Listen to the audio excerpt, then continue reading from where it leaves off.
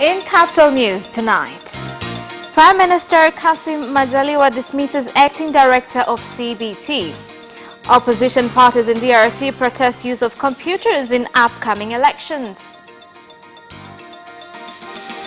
And League Board removes 3 games from fixtures to make way for a national team camp in South Africa.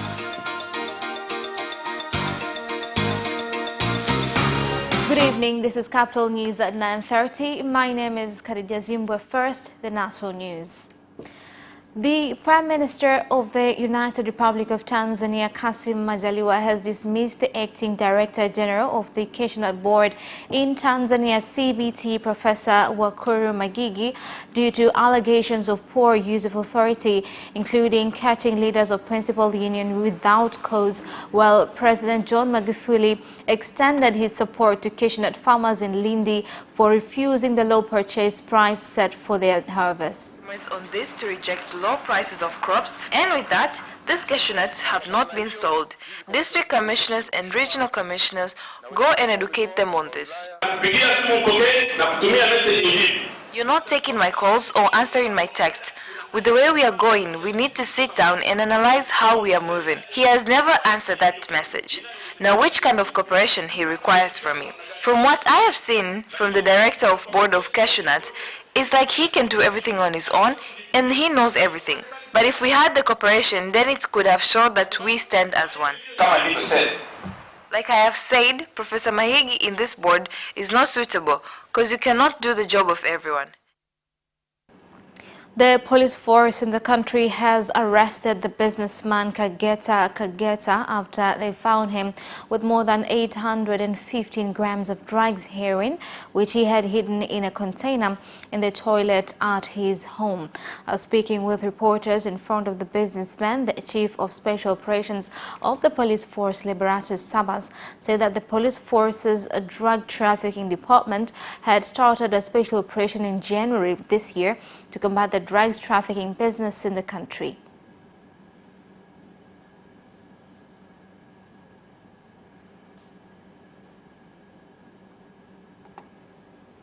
Tulipata taarifa kwamba kuna mtu anayejihusisha na biashara hii haramu ya madawa ya kulevya. We were tipped about the particular drug dealer. After some investigation, we were able to make an arrest. He is a businessman and resides in Kinyerezi. After his arrest and such, we were able to find some heroin on him. Madawa ya kulevya yana heroin yenye uzito wa gramu zipatazo 815.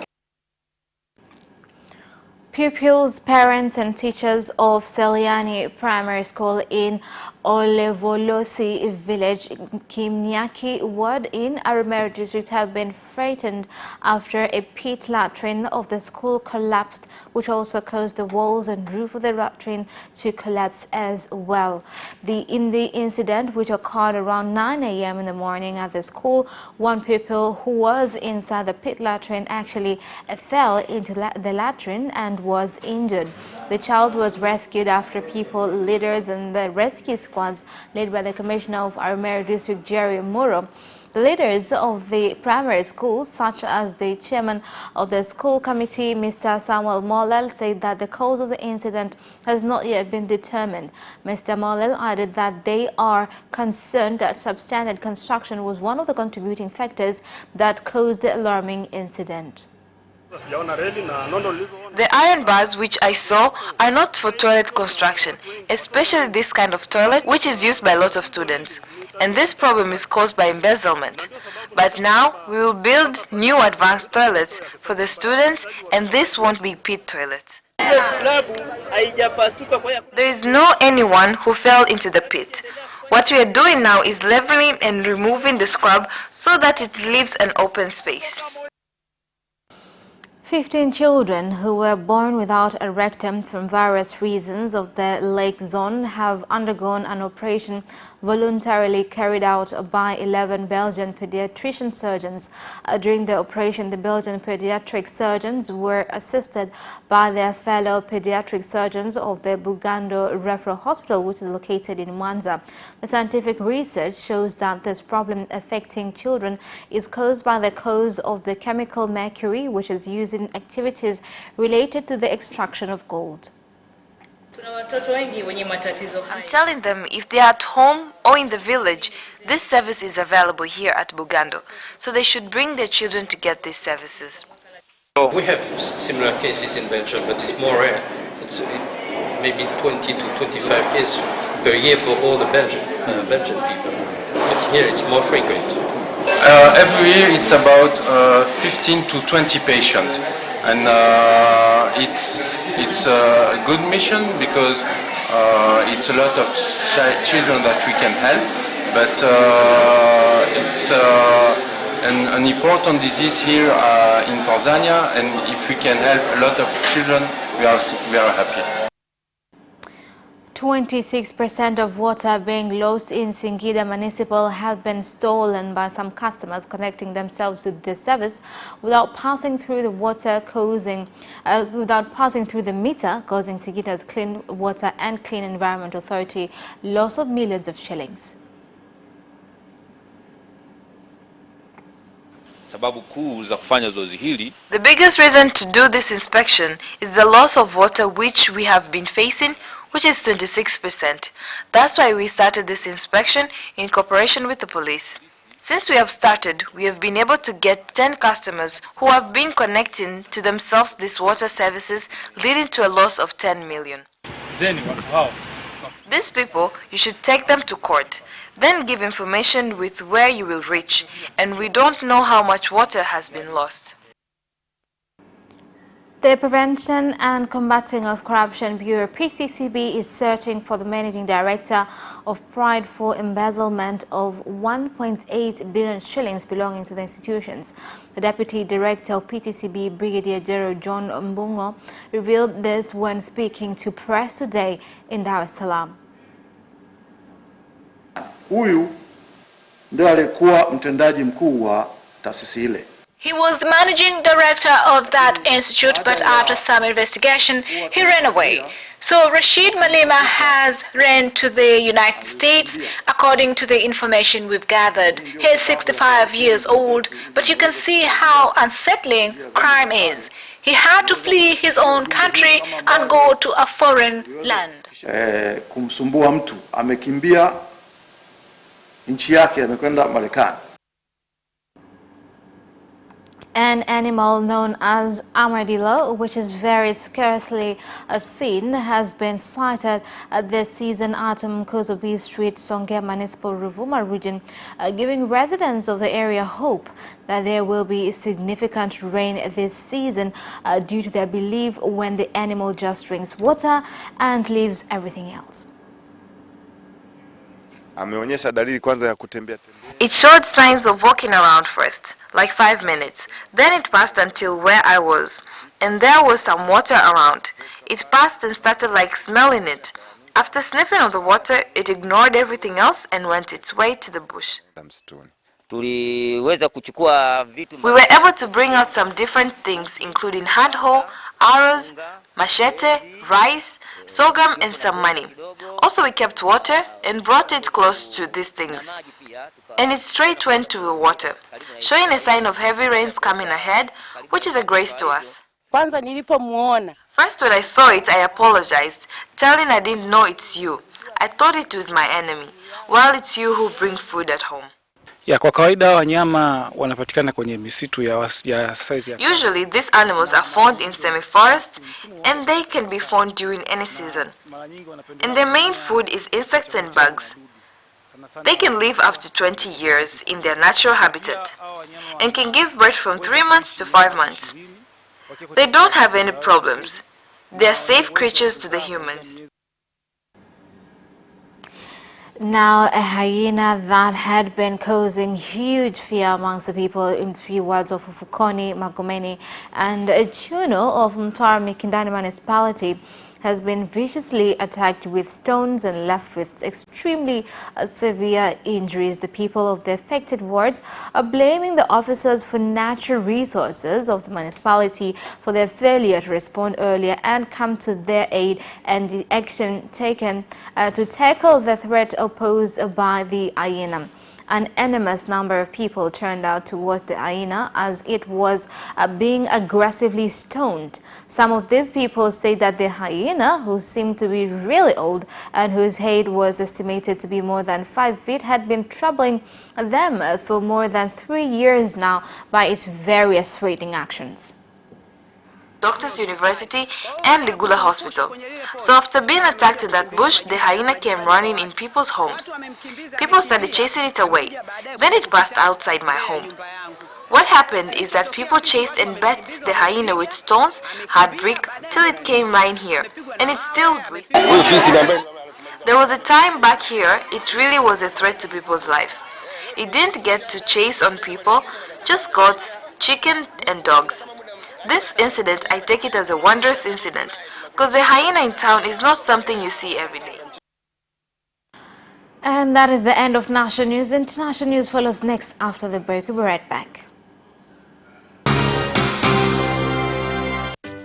The relaunched Financial Times is the premier business newspaper in Tanzania. The Financial Times is a weekly source of information and business insight for the most successful leaders, executives, investors, and entrepreneurs in Tanzania and throughout the East Africa region. We provide critical business insight and in-depth features on companies, people, strategies, ideas, and economic trends. The Financial Times offers an unrivaled platform for advertisers to enhance brand awareness and move products. We will enable you to reach confident and informed consumers and decision makers who are ready to buy, which includes company CEOs, CFOs, managers, entrepreneurs, policymakers in government, politics and civil society, diplomats, members of the academia and other key influencers. See examples of advertisement opportunities featured in Financial Times sections below. Telecom sections, real estate section, company news, banking, finance and insurance industry, information technology, national, regional and global markets overview, motoring, lifestyle. Get your copy of Financial Times for 2,000 Tanzania shillings only.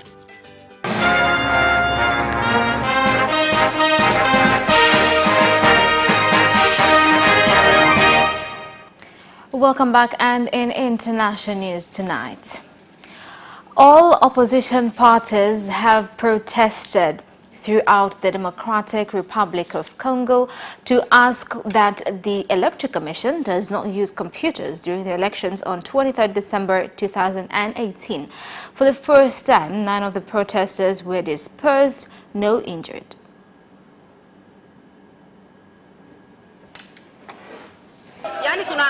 We're protesting against voting machines. We want an election without them. The constitution of this country and laws, even the election day, we are in agreement with that. What we don't agree upon is the voting machines. We've demonstrated today to present the memorandum so that they know that the whole population of Goma is not supporting an election that will use voting machines. Residents of Bududa Hills east of Uganda have refused to move to safer areas despite mudslide that killed 60 people. The residents claim that the land set aside for them is not fertile, and if they move, they will be knocking on the door of hunger and poverty.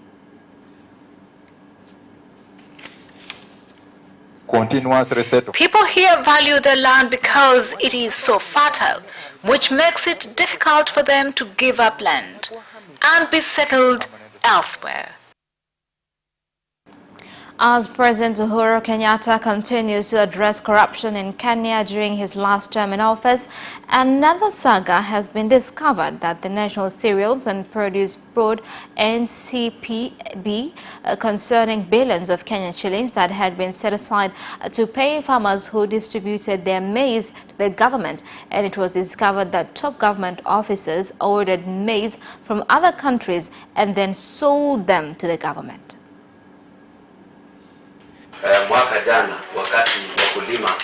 Last year, farmers sold their produce to NCPB. Most of them have not been paid. But those who imported maize from Mexico and later sold the maize to the government were paid.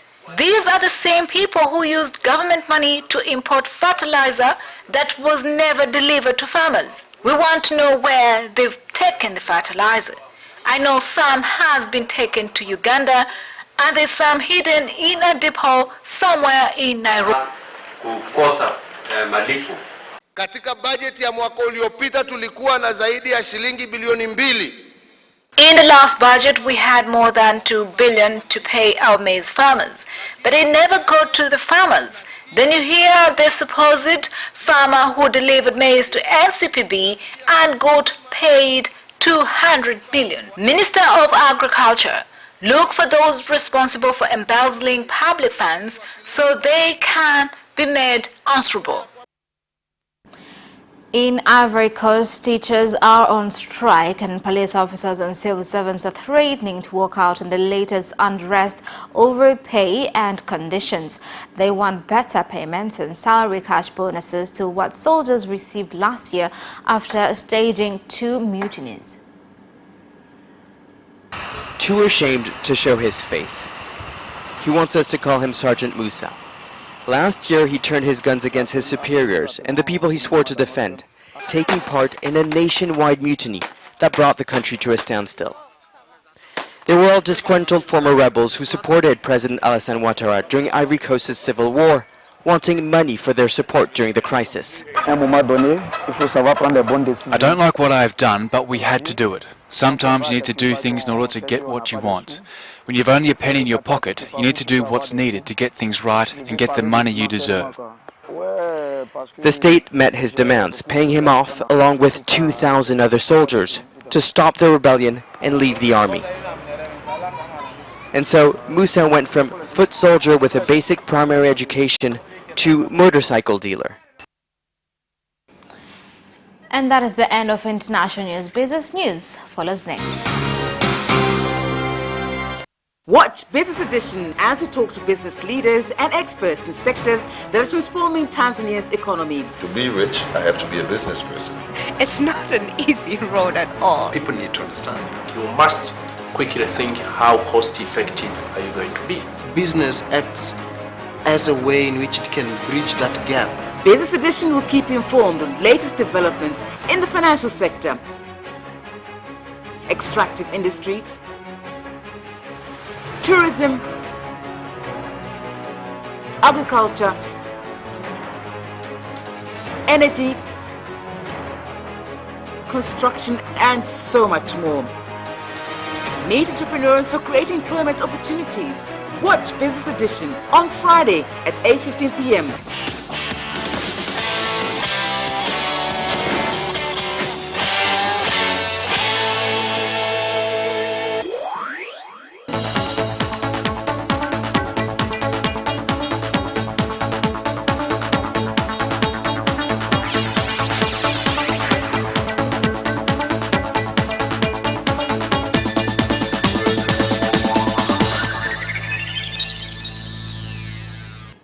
Welcome back. This is Business News. The experts and researchers of tourism markets in the world have said that Tanzania has the opportunity to significantly increase their income through meetings if it builds a foundation of using the opportunities presented by ongoing international meetings. Now, information communication technology stakeholders have agreed to work fully with the government in accomplishing the government's aim to become a middle-income industrial economy by 2025, as the technology has brought major changes in the growth of the economy of other countries. Tunawajengea uwezo zaidi. There's a need for expert capacity building. As you know, technology is constantly changing. As a government, we've taken this into consideration first by recognizing experts in this field, but also getting to know what skills they possess. This is for experts across the country. We prepare the first framework, which is ready. In recognizing someone, you must think in what position. So once the framework is presented and approved by the government, then experts will be given recognition. Blockchain. Today we've been discussing everything to do with blockchain and cryptocurrency, which shall be discussed at length to see where opportunities are, but also identify risks in this new technology. And the Deputy Minister of Industry and Trade, Zanzibar, Hassan Hafidh, has opened training for 67 agents of NMB Bank Zanzibar branch, which directed the bank to warn the agents against the illegal business of money laundering and not to focus only on finding money. Money laundering is a big problem across the globe. What needs to be done now is to make sure businesses do legitimate business and get to know their customers. Another challenge is some businesses are not liquid enough, which prevents them from carrying out transactions, so there is a need to enable agents to be more liquid so they can serve their customers better. And that's the end of business news. Sports news follows shortly.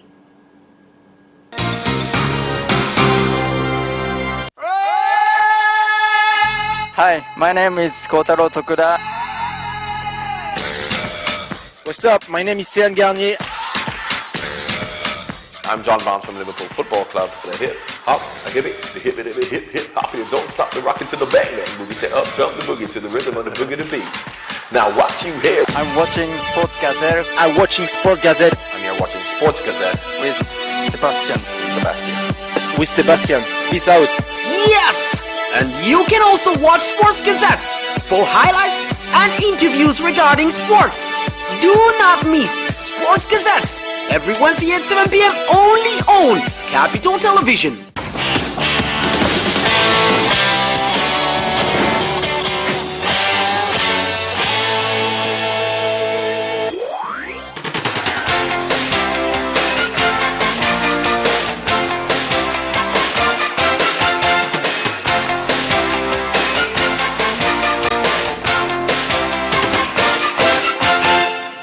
Welcome back, and in sports news. The league board has removed 3 games from the Premier League fixtures, which include Simba, Yanga and Azam, to make way for the national team camp scheduled to take place in South Africa as they prepare for African qualifier against Lesotho.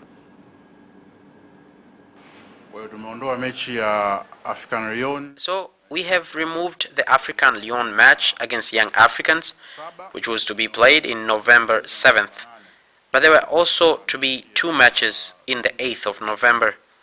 There were 2 matches between Simba and KMC, as well as Azam and Mbao, which was also to be played in the 8th of November. So the matches have been removed. We will set other dates for them. Now a total of 1 billion shillings is to be generated from the Namtumbo Selu Marathon, scheduled to take place in November 11th, with the funds aimed for the Namtumbo Municipal Hospital's men's and women's ward construction. As National Athletics Association would like the half marathon and marathons to be adhered. This includes measuring the distances. We advise them to start with 21 kilometers and not 42. They should just state that they are doing half marathon and not the full marathon. The DRCC Caravans T20 cricket competition has started at the Gymkhana grounds in Dar es Salaam, involving 10 teams with 2 games being played today.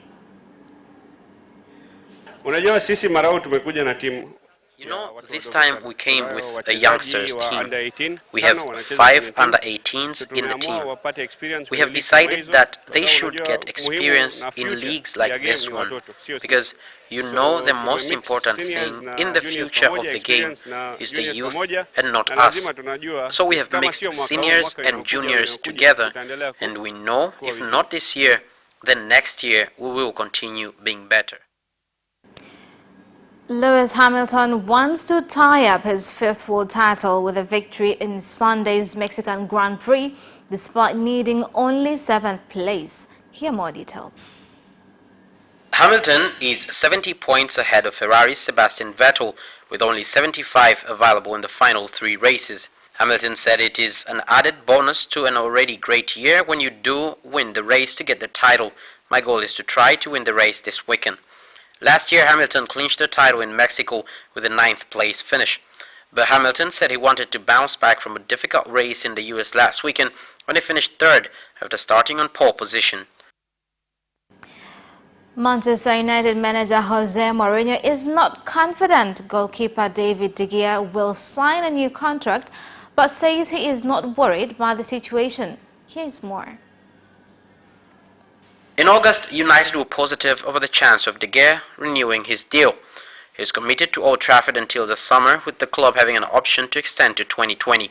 If the club want to be better than it is and not worse, obviously it will be very important to keep David, Mourinho told Sky Sports. 27-year-old De Gea was named in May as the club's Player of the Year for an unprecedented 4th time. And AC Milan boss Gennaro Gattuso accepts his job should be debated after they produced a terrible, embarrassing performance against Real Betis. Here's more on the story. Milan are 12th in Serie A after a 1-0 injury time defeat by Inter Milan, and followed that with a 2-1 Europa League home defeat to the Spanish side. It's only right that my position is under discussion, Gattuso, who's 40 years old, said. It's difficult for a coach to sleep after a performance like this, one of the worst. Gattuso, a former midfielder with Milan and Italy, has been in charge of the club, who have not won a major trophy in 7 years since November 2017. And that sports item ends our news bulletin. My name is Khadija Zimbwe. Thank you for watching and good night.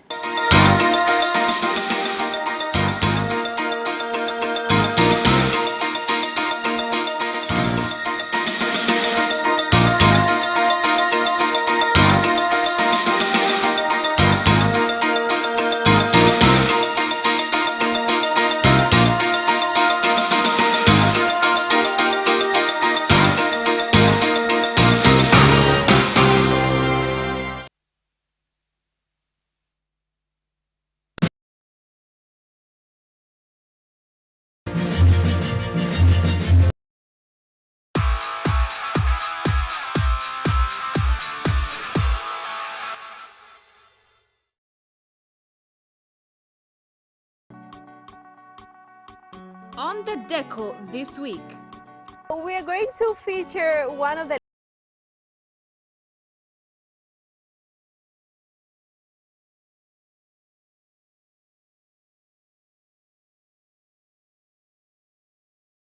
naanza kupanda napanda zile shrub. Nikishapanda shrub, sasa ni kuambia mafundi yani ni bora